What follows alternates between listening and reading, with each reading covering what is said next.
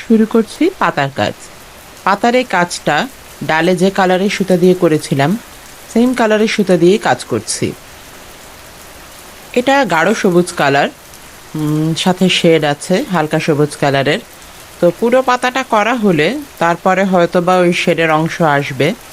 আমি চিন্তা করেছি আজকে খুব বেশি কথা আমি বলবো না, আপনারা শুধু আমার কাজ দেখুন। যারা শিখতে চান বা যারা করতে চান তারা করতে পারবেন, যারা দেখতে চেয়েছিলেন তারা দেখতে পারবেন। এছাড়া শান্ত কিছু মিউজিকে কাজটি দেখতে থাকুন। কোনো প্রশ্ন থাকলে অবশ্যই কমেন্টে জানাবেন। এটা আমার কাজের অরিজিনাল স্পিড না, অবশ্যই কাজের স্পিড একটু বাড়ানো আছে। অরিজিনাল স্পিড অনুযায়ী আসলে আমার এই কাজ করতে বেশ সময় লেগেছে। আমি এই যে বাম হাত দিয়ে ফ্রেমটা ধরে আছি, আমার এই আঙুলে ভীষণ ব্যথা করছে, কারণ আমার অস্টিও আর্থ্রাইটিস আছে, অনেকেই জানেন। সেই কারণে আমি খুব ভালো মতো সুন্দর করে ফ্রেম ধরে কাজ করতে পারি না। কাজ করার ফাঁকে ফাঁকে দেখবেন বেশ কয়েকবারই আমার হাত সরাতে হয়েছে। আবার এডিটিংয়ের সময় কাট পড়ে গেছে কিনা আমি জানি না, কিন্তু এটাই এখন সত্য। সে যাই হোক, পাতার কাজ করছিলাম, পাতার গল্প বলছিলাম। চলুন তাহলে পাতার কাজটি করা যাক।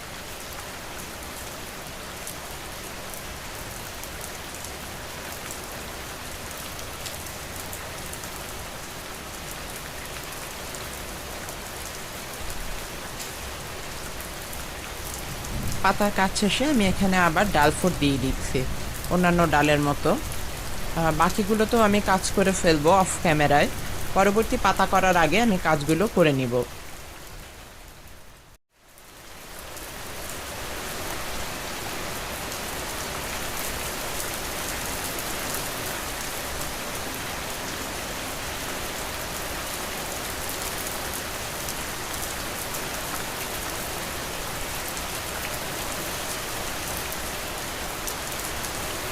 এখানে আমি একটু ভিন্ন রঙের সুতা নিয়েছি।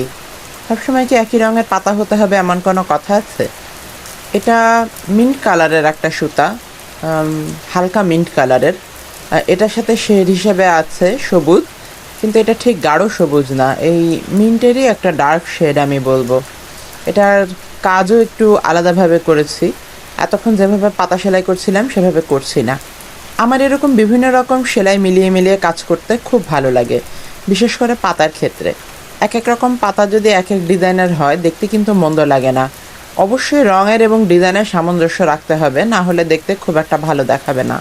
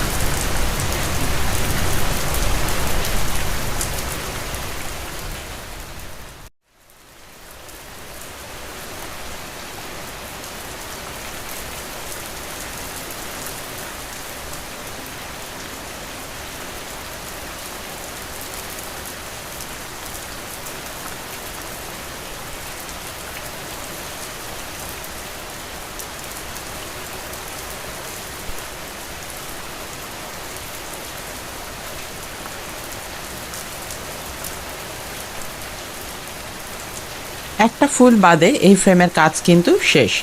কেমন লাগছে বলুন তো? সেলাই কতটুকু মিহি হয়েছে সেটা দেখানোর জন্য আমি একটু ক্লোজ করে নিয়ে আসছি, আপনারা দেখলে বুঝতে পারবেন।